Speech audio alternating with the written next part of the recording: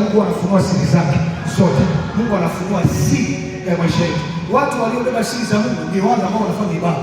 Anasema siri za Bwana ziko kwa wamchao. Sio jamani. Wamchao ni watu ambao wana hofu ya Mungu. Ni watu waliokaa karibu na Mungu. Unapokaa karibu na Mungu ndio Mungu anazungumza na wewe. Ili Mungu azungumze na wewe lazima ukubali kukaa na Mungu. Na kufanyika. Unakuwa na uwezo wa kumjua Mungu sana. Tunapofanya ibada, Mungu huwa anatufundisha, anatuisha, na viwango vyetu vya kiroho vinakuwa siku hadi siku.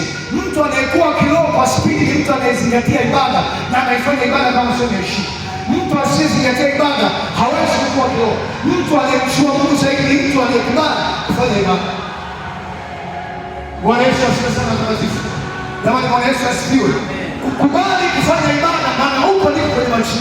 Huko ndiko kuna siri.